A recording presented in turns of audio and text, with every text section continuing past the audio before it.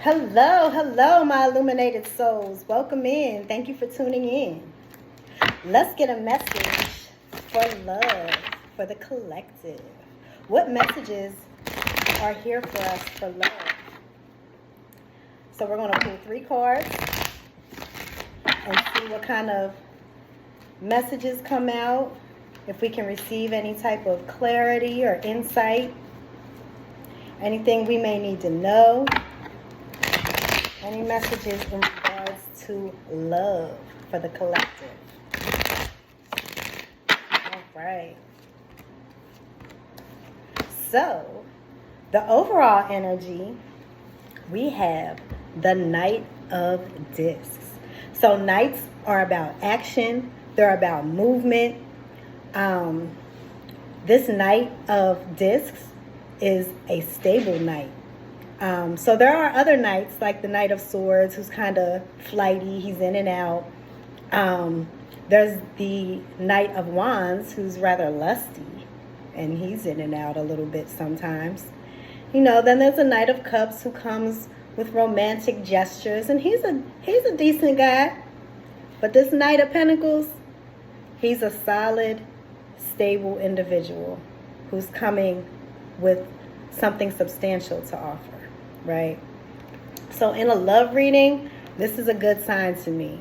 It shows me that you have some, if you're not in a relationship, that you could have, you know, some offers coming to you, some stable offers, some good offers, right?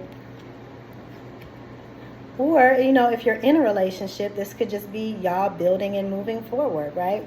So let's see. So the first card we have is the Two of Discs, right? So the Two of Discs, it could be about finding balance, but it could also be about making decisions or trying to weigh your options. So if you have all these options coming in, and they're good, stable options, you know, all these good, solid offers, right? So you're going to have a difficult time trying to, you know, choose between them, especially, like I said, if they're good offers.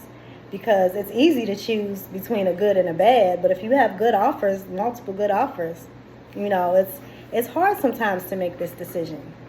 But, you know, the discs or pentacles are also the slowest moving cards in the deck. So these knights aren't impatient. They're not in a hurry. You can take your time. You don't have to be in a rush to make a decision. You know, you don't have to be in a rush to be in a relationship. And I definitely wouldn't. Take your time. You know, learn from your past experiences. Utilize that information towards your new experiences. Now, don't take the pain and the hurt that you got from another partner and project that onto these new people. That's not what I'm saying. Because that's not going to get you nowhere you want to be. But what I am saying is the things that you've learned in those situations and relationships, bring that knowledge into your new relationship to make it better. You know things that didn't work in the past, you know things that did work. You know, and this is how you decipher what is the best option for you. You have to line it up with things that you know about yourself. What worked for you in the past, what didn't. Yes, you might like this person, but this person may be a better, you know, a better option due to certain reasons, right? If we look more than at the surface level of, oh, I like this person. You know, we're older now, we're grown. You know, it's not just about liking people. Like, we can like a lot of people. It doesn't have to mean romantically. Like, we have friends, family, co-workers. We can like people, you know, but to become involved in a romantic situation, you know, we have to utilize a little more discernment, because these are people that we're going to be intertwining our energies with. These are going to be people that are going to be, they can possibly affect our moods, right? So we have to be able to choose the people who are going to keep us in the best energy, the people who are going to meet our needs, and the people that, you know, we feel a connection with, right? So choosing the best option, you can take your time. You don't have to rush into things, right?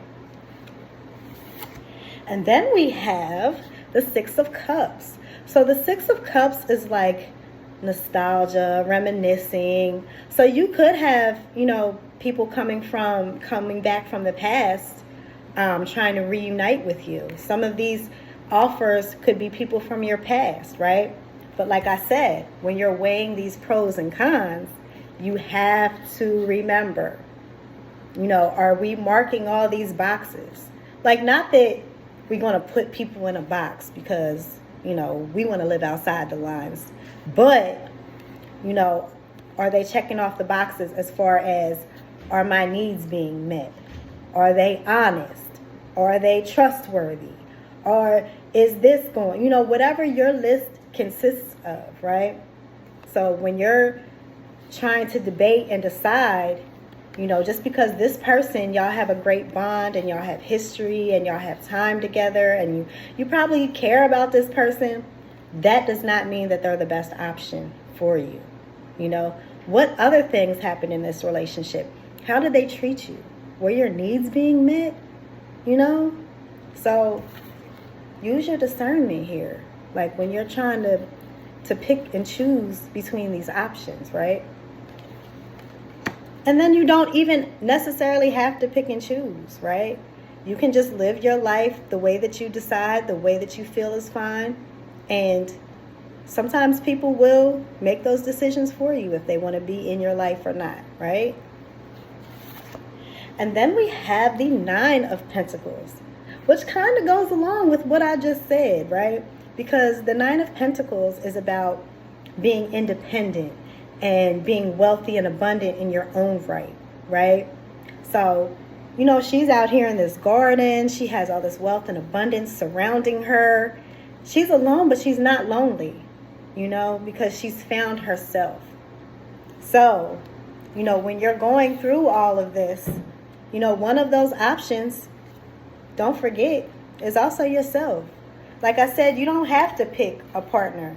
You can pick yourself, and you can choose to invest this love and attention and whatever else into yourself, right? And then later down the road, when you've stepped into a different place, then maybe you will open yourself up more for love.